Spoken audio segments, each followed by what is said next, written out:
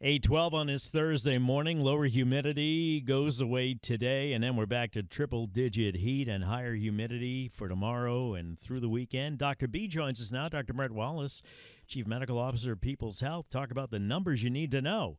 Blood pressure, cholesterol, blood sugar levels all affect your health, and if you want to be as healthy as possible, it's important to know what those levels mean. So with that, we welcome in Dr. B from People's Health to talk about why it's important to know your numbers. How are you, Dr. B? Hey, Tommy, I'm doing great. It's a little cooler out there. Yeah, enjoy it, Doc, for the next couple hours because it's coming back. I know. A couple more weeks to go. Yeah, okay, I'll go with that. A couple more months to go. No, let's go with a couple of weeks. I like that better. Let's start with blood pressure. What is it? Yeah, so blood pressure is really just the force of your blood pushing against your arteries, and we've always presented by two numbers, one over the other. So an example would be 120 over 80. So that top number is going to measure what we call systolic pressure. That's the force of the blood pushing against the artery walls when your heart beats. And then the bottom number is called the diastolic pressure, and that's going to be the force when your heart is relaxing between the beats.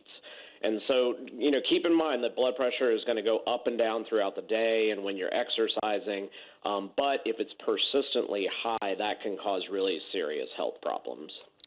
What should our ideal blood pressure be? What are we shooting for? So there's really four categories of blood pressure that we look at. There's normal, elevated, and then two different stages of high blood pressure.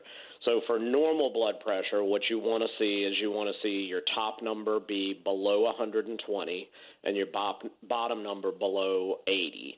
And elevated is when you get up into the 120s. That can be kind of a warning sign for patients.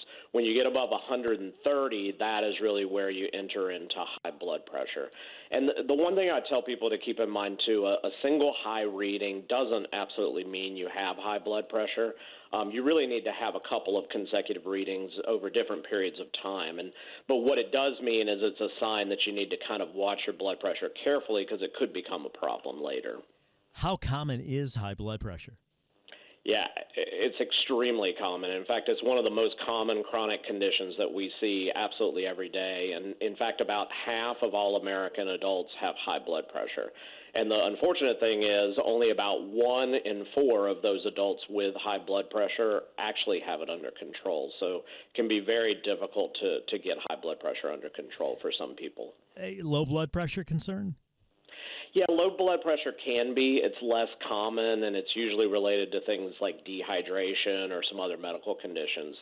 But it doesn't have the same risk of heart disease and things like that that high blood pressure has. What about cholesterol? Yeah, so cholesterol is really just a soft, kind of fat-like, waxy substance, and it's found in everybody's bloodstreams. It's found in all of your body cells.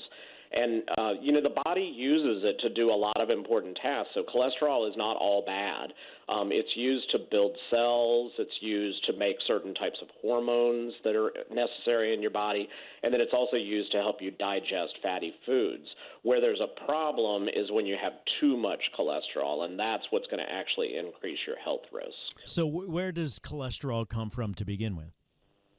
So there's basically two sources of cholesterol. Your body actually makes cholesterol, and it really makes everything that you need, but then we get extra cholesterol from what we eat. And in particular, it comes from things like animal products. So, meats and eggs and dairy, stuff like that is going to have cholesterol, and that's going to raise the levels in your body. If you eat things that are made from plants, so things like fruits and vegetables, those don't contain any cholesterol at all. How do you know the difference between good and bad cholesterol? What is the difference? Yeah, so it's a good point. There's two types of cholesterol. What we call them is low-density lipoproteins and high-density lipoproteins. So for short, we just say LDL and HDL. Most people know that. So LDL is known as the bad cholesterol. That's the one that can build up in your arteries and narrow those arteries. that can increase your risk for things like heart attack and stroke. And then the HDL cholesterol is the good cholesterol. So that is kind of like a scavenger that goes around and eats up bad particles of cholesterol. That can help you protect your heart and your arteries because it really clears out a lot of that bad cholesterol from your body. But really, if you have too much LDL, you're going to increase your heart disease risk. If you have too little, you're going to increase your heart disease risk as well. So the way we remember that is LDL, the L in it stands for lousy cholesterol or bad cholesterol, and the HDL can be happy cholesterol, which is the good cholesterol. Okay, I like that. What LDL, lousy cholesterol, HDL, happy cholesterol. What should our goal cholesterol levels be, whether it's happy or lousy? Yeah, when patients go to the doctor, they're going to get all these different numbers and everything. And one of the ones we look at is your total blood cholesterol reading. So that's where we look at the combination of the good and the bad. And you really want that to be less than 200. That's really kind of the goal. So, down in the 180, 190 range. Excuse me. But that target is not going to work for everybody. It really depends what other risk factors you may have. We also often will identify the LDL cholesterol and the LDL cholesterol separately. So, again, you want to have as high a number for your HDL and as low a number for your LDL as you can. And as far as when you get checked for high cholesterol, it's going to vary based on what your sex is and what risk factors you have. So, the thing to keep in mind is high cholesterol and high blood pressure, in fact, really don't have any symptoms at all. So those blood tests are the only way you're going to know if you have a potential problem. My mom, God rest her soul, before the cholesterol test, she would back off of anything that would give her bad cholesterol for a couple of days leading up to the test. And I would say, Ma, I think you're gaming the test. I don't think that's the idea. Do people often do that, and is that not a good idea? Yeah, we do tell people to fast before the test because you don't want to have a cholesterol test after you've eaten a high fatty meal because it is going to go up transiently. Mm-hmm. But in general, you don't want to go on like a 5 or 6 day fast because that is going to make the test look falsely low, and it's not really identifying your risk as well. Yeah, it's like not pass fail. You're trying to get an accurate gauge of what's going on here. We'll talk about blood sugar when we come back. We're talking to Dr. Brent Wallis, our friend, the People's Health Chief Medical Officer, and we're talking about knowing your numbers, blood pressure, cholesterol. We'll talk about blood sugar when we come back. 8:20, traffic now, WWL. 8:26, Tommy Tucker, WWL. Back to Dr. Brent Wallis, Chief Medical Officer of People's Health, talking about knowing your numbers. We all want to be as healthy as we can be, and we've already talked about blood pressure and cholesterol. Dr. B, what about blood sugar? What is that? Yeah, so just like it sounds, it's really just the amount of sugar or what we call glucose in your blood. And the glucose comes from the foods we eat, and there's some stored in your body as well. And it is really critical. It's the main source of energy for your body, for your muscles, for your brain. You've got to have it to keep things running. But too much blood sugar, most people know, can lead to diabetes. And diabetes can then lead to a lot of complications, things like heart disease, kidney disease, and eye problems as well. At one point, Doc, I tried to give blood and syrup came out, and that's when I realized it was time to make some changes. How do you measure blood sugar? Yeah, so we use two main ways to test your blood sugar. We do something called a fasting blood test, or we can do something called an A1C. And both can diagnose you with diabetes or even pre-diabetes, which is kind of the precursor to diabetes. A fasting blood test really just measures your blood sugar at one point in time. So we usually ask you to fast overnight. It can be done with a simple glucose meter and a lancet. We take a small little drop of blood, and that'll give us that fasting blood sugar level. And the reason we do fasting is because your blood sugar is supposed to go up and down as you eat. But if you've been fasting overnight, then you want it to be below 100.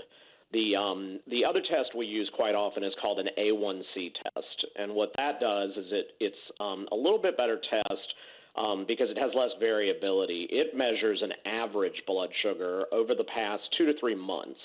And the way I think about it is your red blood cells are kind of like little beignets.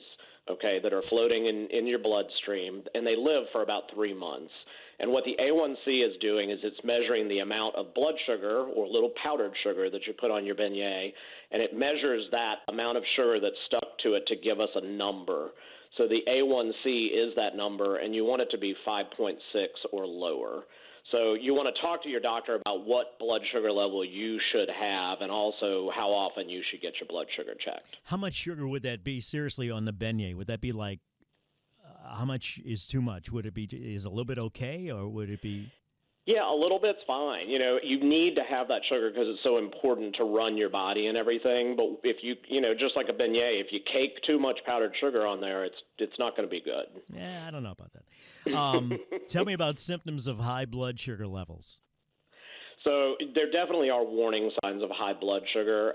It can remain silent if you're kind of a lower level, but once it starts getting high into those range we call hyperglycemia or high blood sugar range, that's where people start developing some kind of vague symptoms. It can be things like fatigue, maybe some blurry vision. We quite often see people are more thirsty and they may urinate more frequently. And they may even have wounds that won't heal. You know, you step on a little something and get a wound on your foot and it just won't heal for weeks and weeks. If you have anything like that, you want to talk to your doctor because it could be a sign of diabetes. Some final thoughts, Doc?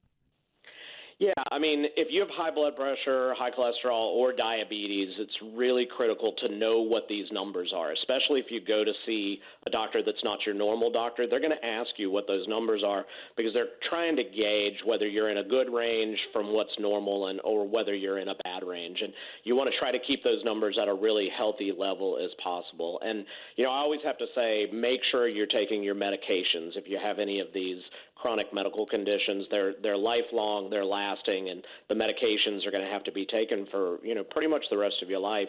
And make sure, you know, always to think about diet and exercise. That can go a really long way to keeping your numbers in check. Thank you, Doctor. Valuable information. I appreciate it. You have a good day.